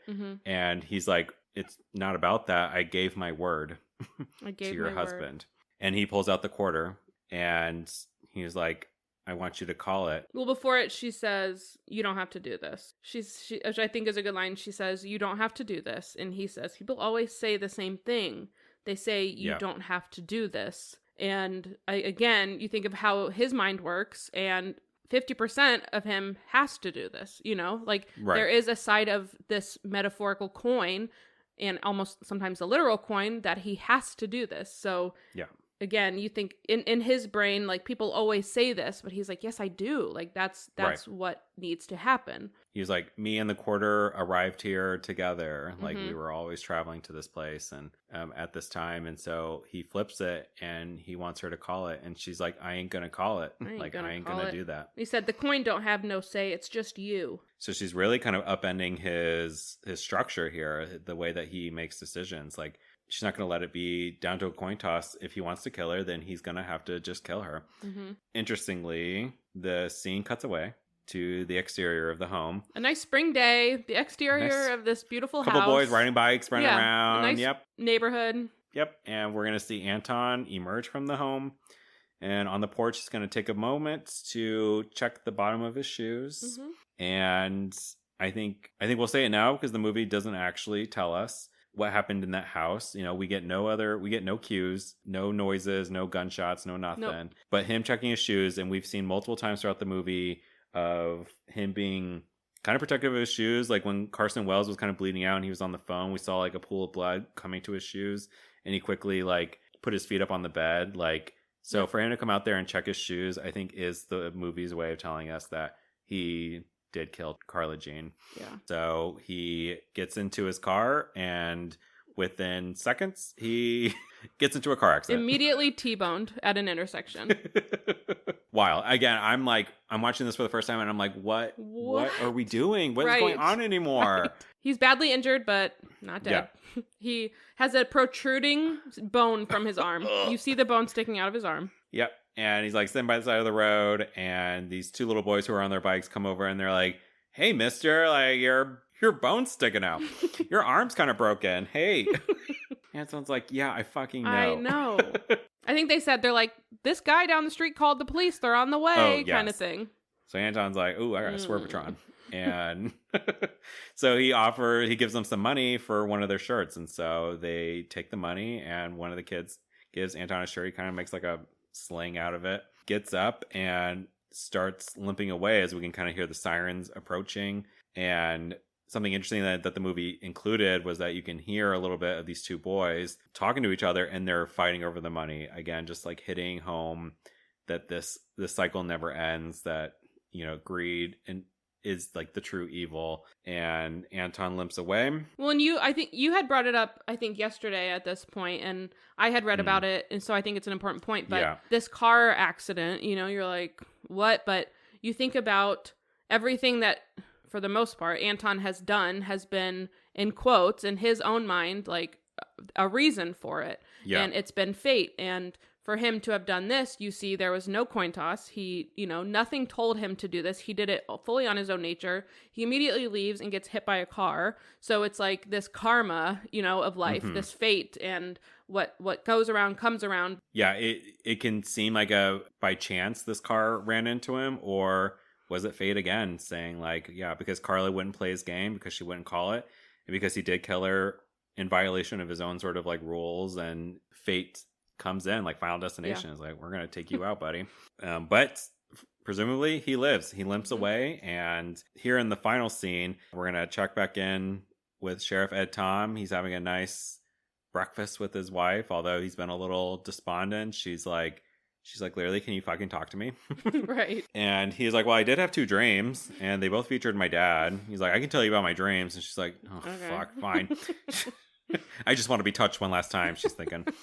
And so the first dream was like a nothing burger, but the second dream is what I really want to hit in on. And he's describing like, he's like on a mountain pass, right? And his dad like shows up, and kind of as his dad kind of takes the lead, walks by him, he's like holding this like horn of light, and he goes out ahead of him. And he's also reflecting on the fact that Ed Tom now is older than his dad when he died. So he was like, in a way, my dad's younger than me now, you know? And, you know, he says that like seeing him in this dream, like being out ahead of me, it feels like he was leading me to a better place, basically. Like the light was like a source of comfort, that like, it's all going to be okay, and we're going to meet up again. You know, we're going to see you down the road. He said he saw him go ahead with the light, and he knew that he'd be making a fire for him when he gets there. So it's like this warmth, this light, this almost safety is ahead of him, and Ed Tom knows it's ahead of him, you know? Yeah. And then what I thought was interesting is like his last line is like, but then I woke up, which I kind of took to mean that like that's not reality, and he still has to wake up to sort of this like harsh reality where his dad's not there and there is no good times ahead, and there's still just this violent sort of greedy world around him. So, but I'm a pessimist by nature, so that's how I took it. But this movie is very fucking bleak. Yeah, which is why you love it. Just why I love it. But yeah, that's the end of the movie. It fades to black, and that's the end of No Country for Old Men. This was a journey for me. This movie for me, I'm like, this is a 5-star rating like the whole way through, and then the ending really like threw me through a loop, and I felt such disappointment because I was like, God, I'm just like ready to like love a movie wholeheartedly. We were rooting for you. We were all rooting for you. And then I had to take a step back. This movie is based off of a book, and this is from my understanding, is a pretty faithful adaptation of Cormac McCarthy's book. And so it's not that the movie is being subversive. It is, but like the way Cormac wrote it was subversive. And I guess he's a well-known author. I've heard of him, certainly. Haven't actually read any of his books, but he has known to kind of flip genre on its head and just do unique things. And reading about No Country for Old Men, the movie, like further, I pretty much did a 180 on how I feel about the ending, and actually love it. The fact that neither of these three men ever share a scene together. You never actually see them. You know, we get the phone call between Moss and Anton Chigurh, but we never really see them talk directly to each other or interact with each other. I think it's so interesting. I love when a movie surprises me, like, you know, because I think if this movie had just followed the sort of Western, we would have gotten that last final blowout shootout. Yeah. And it would have been thrilling. Which is what we're conditioned to have seen. You know, we were expecting that. And you're right. It was completely off guard that we didn't get that at all. Yeah. But I loved that. Yeah, it reminds me a lot of The French Connection. And in a lot of ways, No Country for Old Men is the movie I wish The French Connection was. And I think even for the 70s, The French Connection, maybe what it did hit just as hard, you know, for a 70s audience as this movie does for us. The French Connection also, I think, had some of these same themes, like the way that Popeye just like relentlessly was pursuing this case and this drug deal, and like to the point of him shooting a federal agent, like, you know, at the expense of his own morals, if he had any. Like that was all like juicy meat on the bone. And then The French Connection just abruptly ends, also has like a disappointing ending in my eyes. And but I just think like every scene in No Country for Old Men feels intentional. It feels meaningful. There doesn't feel like there's really any filler scenes. Like it's all serving a purpose, and all of these themes about like predestination and chance and random luck, the fact that any of these men's paths were almost crossing each other, and yet they still so impactful to all three of them, you know, despite never actually being in a scene together. I love it. And the emoji we chose, as I give my rating here, if I may. Yeah, oh please. We went with the quarter. And something I had not realized before, if you go and look at the quarter emoji on the iPhone, but the quarter says the crazy ones on it, which I don't know why. Makes don't know no sense at all. Apple. But it's appropriate for this movie, I think, because we got some cracked people in this movie. So I know, Carly, you won't be shocked because I already told you once, but I'm giving this movie a 5 quarters. This is the third film I have given out a 5 rating. I really am not going to be super generous with my 5s, but No Country for Old Men deserves a 5 for me, which is why I think I am becoming a straight man who loves this movie. Wow, you are becoming straight. I'm a film bro. Are you like very surprised that this is a 5 movie for you? Before you had seen this, would you have ever expected this movie to be one of your up there with Moonlight and Parasite? I will say my answer to that is yes, it is, or yes, it was, because I do. Like I'm a horror movie fan. I'm a thriller fan. Like I can't say I love like ultra violent movies necessarily and all the gore with it, but I do have a capacity for this. I mean, one of the first films we talked about was Platoon, which like is also kind of a bleak. Platoon. It's a bleak film, and I kind of dig that tone. I kind of dig that really somber, serious, but I love the sort of philosophical themes that come up. That's another huge one for me. I'm a big thinker. I love to sort of critically analyze what the movie is telling me. And Platoon also had a lot of like, you know, Barnes represented this and Willem Dafoe represented that. And, you know, the duality of man, like that was the stuff I loved about Platoon. And so I did think I could give this movie a 5. I figured it was going to hit a 4. Yeah. But so I'm only surprised in the fact that like, no, it really did maintain that 5 for me. Yeah. And then even with the ending, and I thought like, oh, I guess it is a 4 movie. And then I was like, no, wait, it's a 5 movie. But I am curious, Carly, because I know you. I know the films that you watch, which are often in stark contradiction to the movies that I like. Yeah. Even though you Saw 2 is your second favorite movie of all time. So I know you have a capacity for violence. I like a thriller. And for gore. But yeah, Carly, I'm curious to hear from you for the second time. Rating you give No Country for Old Men. Totally. I mean, similar to you, I had knocked this movie down, but even before it started, because I watched the trailer and I was like, this is not my kind of movie. And I didn't see a woman speak in the trailer, so I was like, this definitely isn't my kind of movie. I like to root for the women in the movie. If I don't root for them, I like to see a strong woman. So I was like, this is not a 5. But so I knocked it down immediately. And then as the movie was going, super good. Loved it. Was on the edge of my seat the whole time.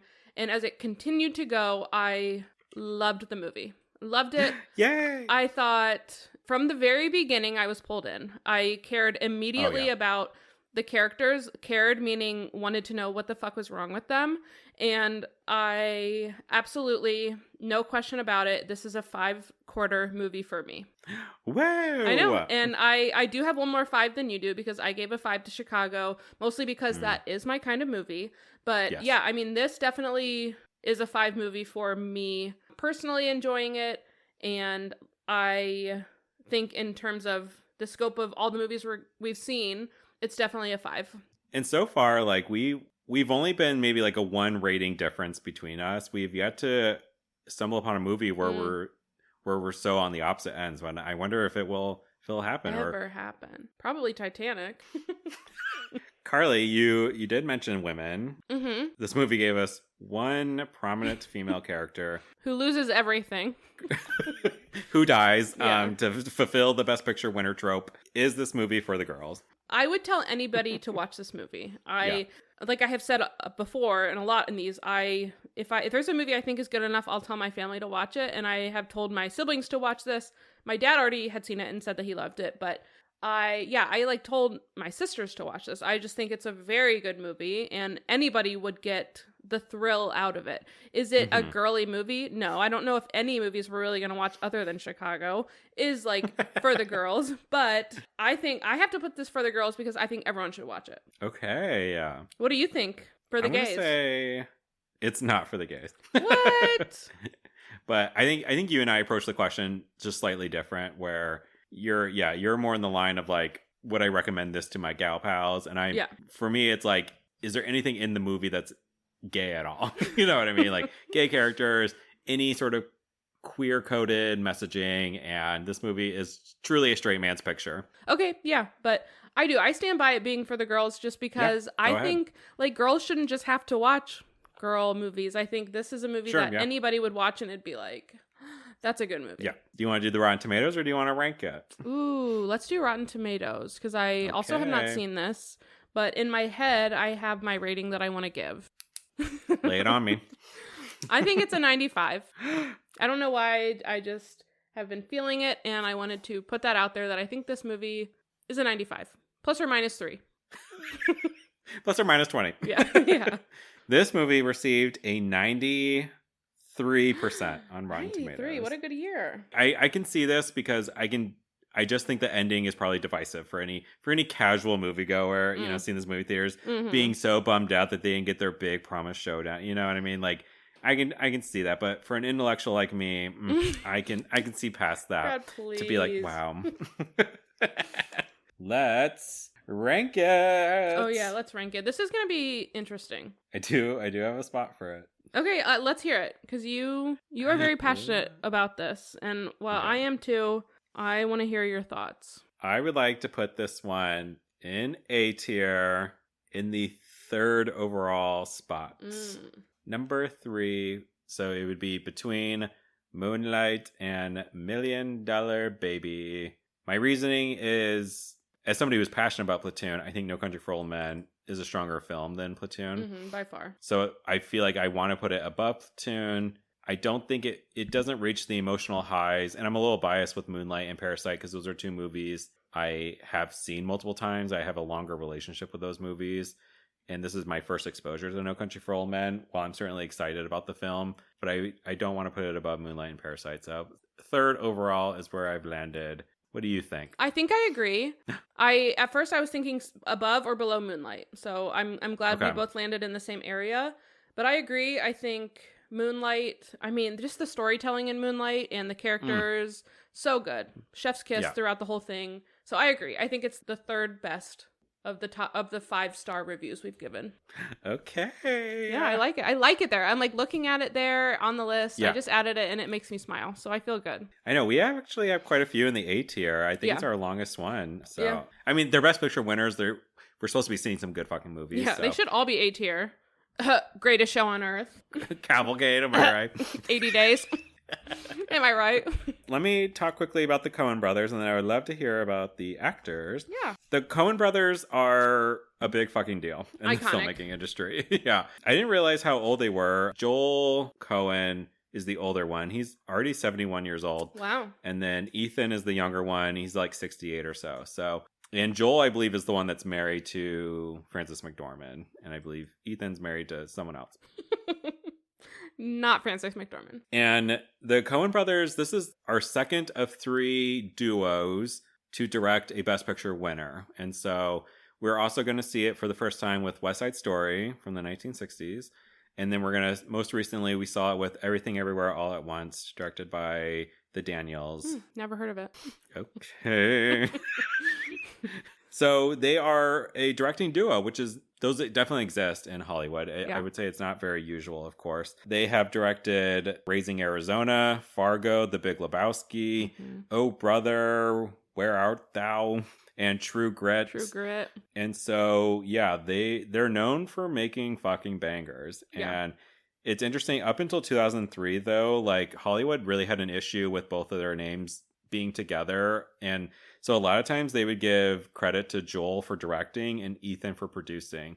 And then somewhere around 2003, they changed their standards or whatever and said like, oh, why do we fucking care about that? They're like, okay, now we'll allow it.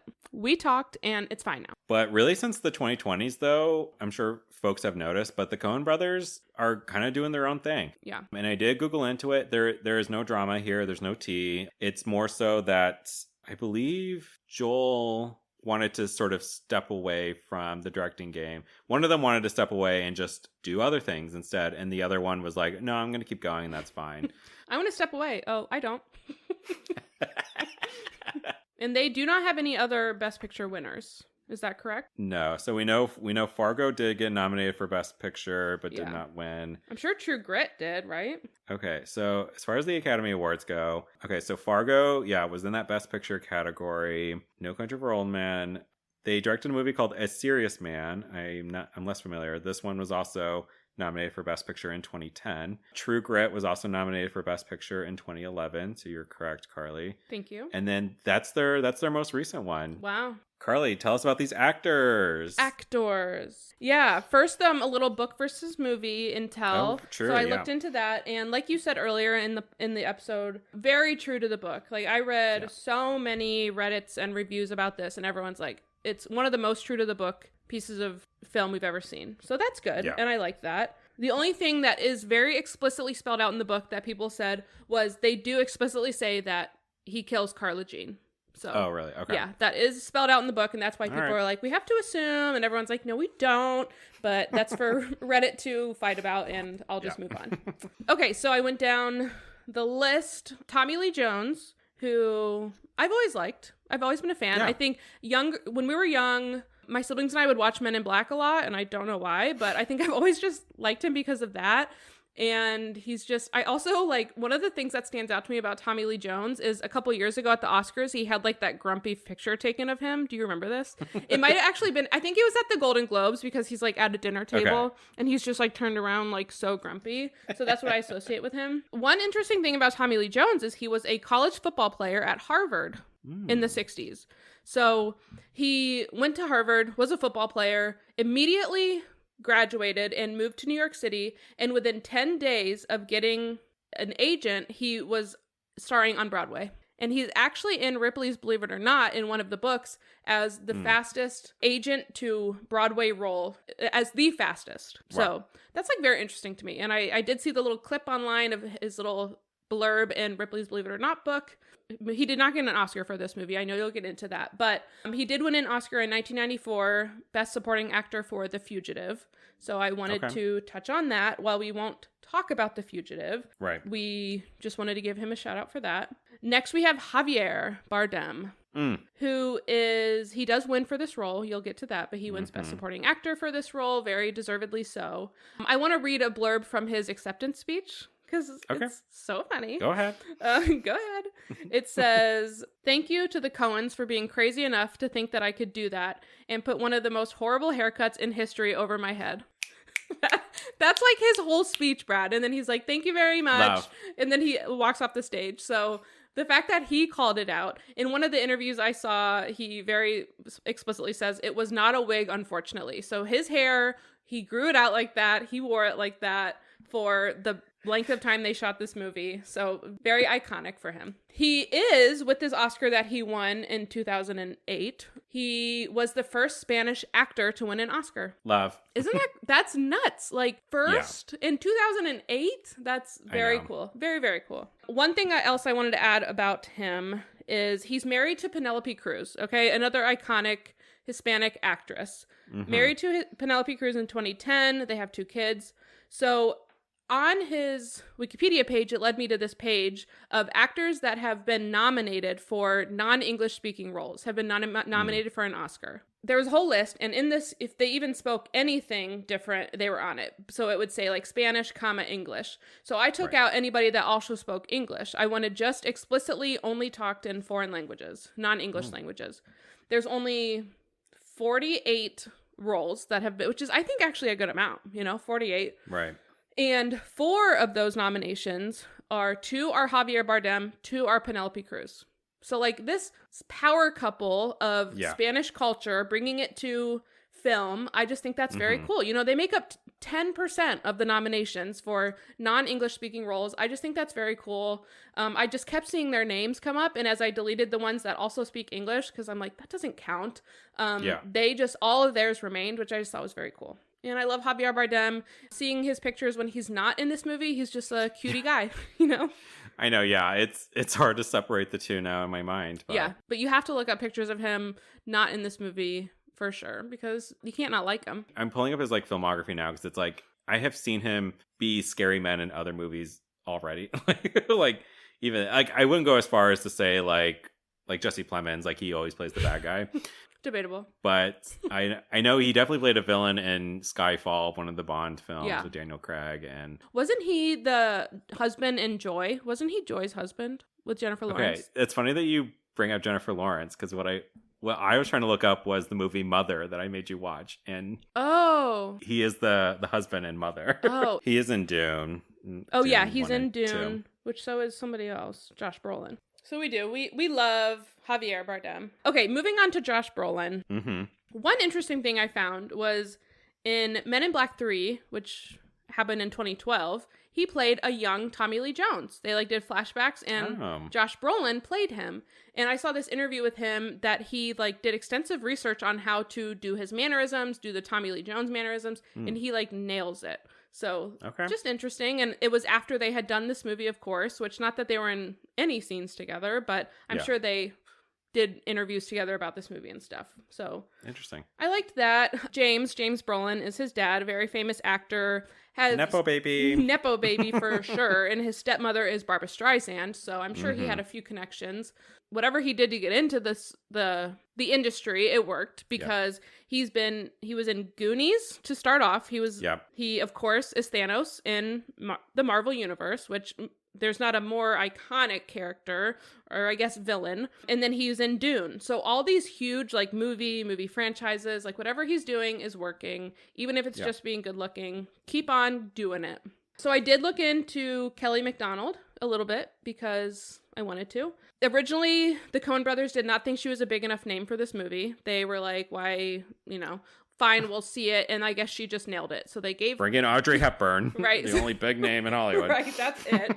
So they gave it to her. Of course, she nailed it. Did a great job. Yeah. A couple of things that she is in. She has a main role in Boardwalk Empire, which I've never seen, but I know a lot of people really enjoy. She also is the voice of Merida in Brave, the Disney Pixar. movie. Okay. Yeah, which I did not know. And then this was the most interesting credit, I thought, was she is in Harry Potter, The Deathly Hallows Part 2, and she plays Helena Ravenclaw in that little flashback.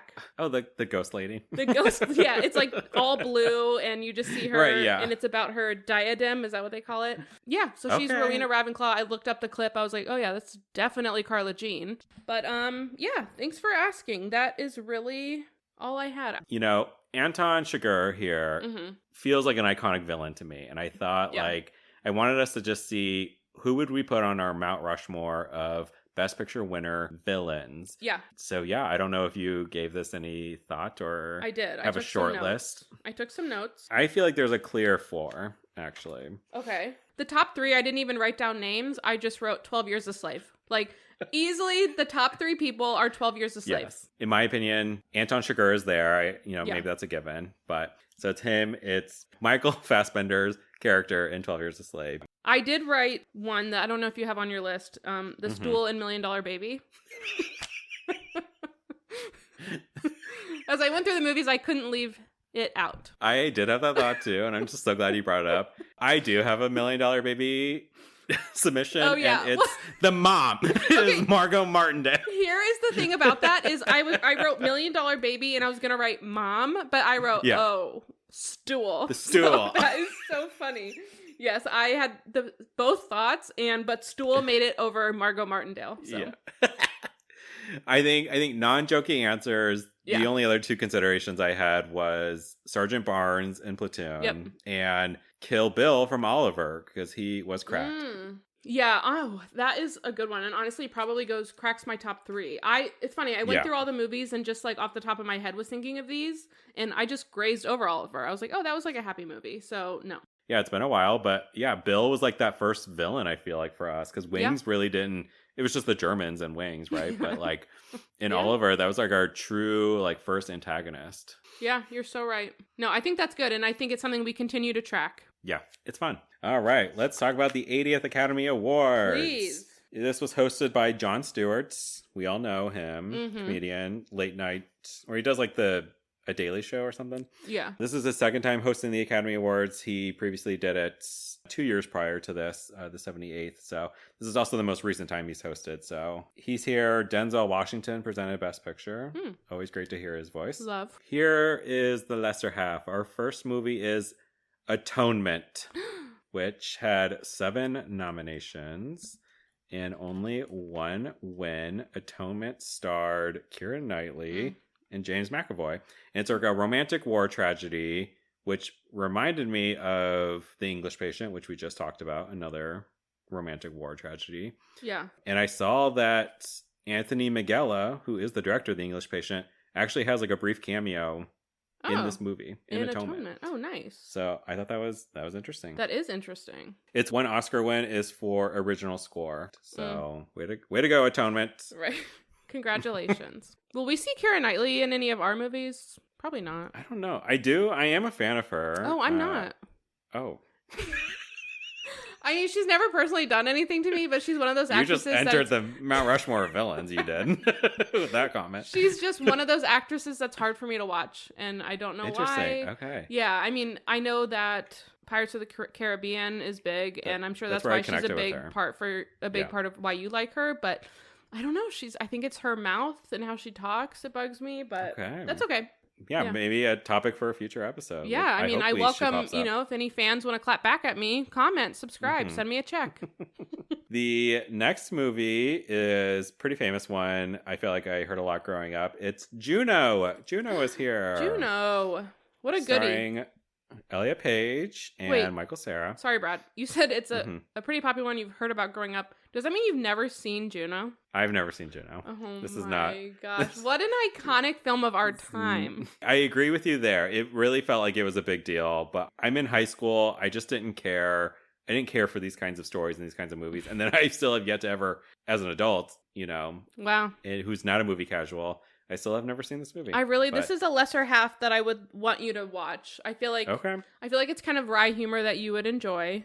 Yeah, I mean, it's like iconic. There's like some lines from it that people still to this day will say. Like, that's just one etch-a-sketch that can't be undid, I don't know. Something to think about. You're frothing at the mouth now. You got crazy eyes. I don't know. Think about watching it, okay? Juno had 4 nominations heading into this night. It takes home 1 Oscar win for original screenplay. And yeah, I've never seen it, but I think it's one of the famous ones on this lesser half. Can I say something about this movie too, as I'm looking it up? It also got a 93% on Rotten Tomatoes. I don't want to ruin the Rotten Tomatoes game for you, but I will say 93, a popular number. Oh, really? For Best Picture winners, so. Okay. I'll just guess that for every movie. Yeah, when in doubt, just go 93.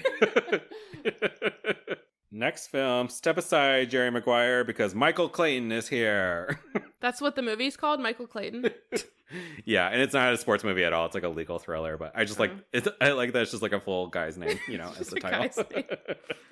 Yeah, never heard of it. I see it stars George Clooney, which is probably why it was nominated. And Merritt Weaver's in it. Love her. Oh, okay.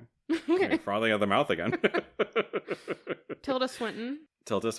7 nominations for Michael Clayton. It takes home only 1 win, and it is for Best Supporting Actress for Tilda Swinton. So she is an Oscar winner. Final movie is There Will Be Blood, which is interesting because I feel like I confuse No Country for Old Men and There Will Be Blood like all the time, and the fact that they're here together. And I would say I think a lot of people were looking at this movie and No Country for Old Men, like one of them was going to take it. But There Will Be Blood is like a period drama film. This is directed by Paul Thomas Anderson, who might be relevant here shortly for us, but has Daniel Day-Lewis in it. Paul Dano's back. Shows up here. And this one's like almost like Western kind of style feel, but like around oil, very Yellowstone, I imagine. That's not what Yellowstone's about. There Will Be Blood had 8 nominations and 2 wins. It wins in Best Actor for Daniel Day-Lewis and in cinematography. And so No Country for Old Men matches that number of nominations with 8, but it takes home 4 wins. It's the big winner of the evening. Wins in Best Picture. The Coen Brothers do win Best Director here. It wins, as you mentioned, Carly, Best Supporting Actor for Javier Bardem. And it also wins an adapted screenplay, which is very deserved. The writing was impeccable. Yeah. And it loses in cinematography, film editing, and sound mixing. So no other actors were nominated? No, not from this film. That's interesting. And it's interesting that you bring that up. All 4 acting winners, and I've mentioned 3 of the 4.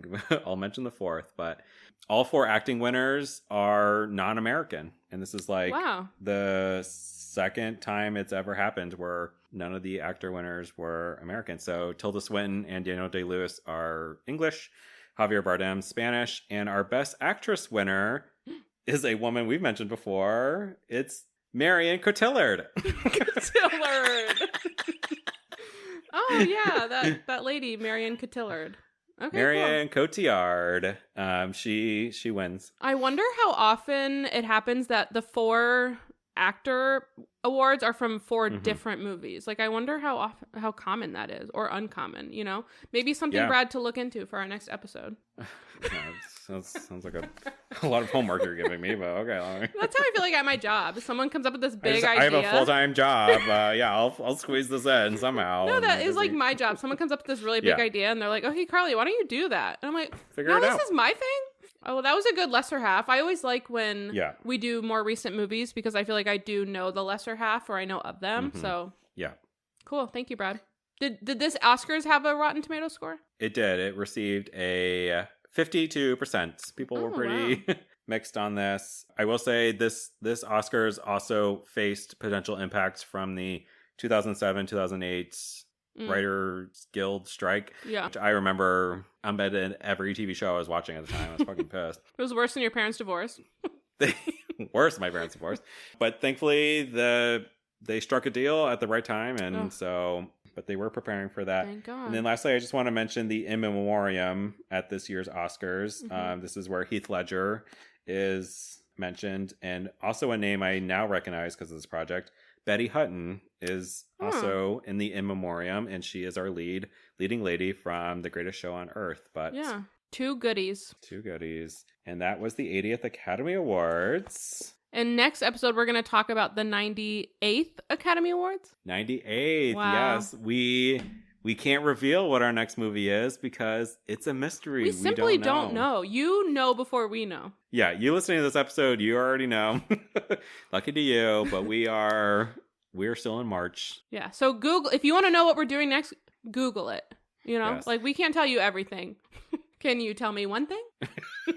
Yeah, this is exciting. We're going to tackle the most recent Best Picture winner. I'm going to watch, the Oscars live. I'm going to take notes. Like we're going to basically in real time, as soon as we know the winner, we're going to watch that movie and we're going to do the podcast episode. And yeah, it'll come out 2 weeks after you're hearing this episode. So I'm excited. It seems like we have two contenders heading into the Oscars.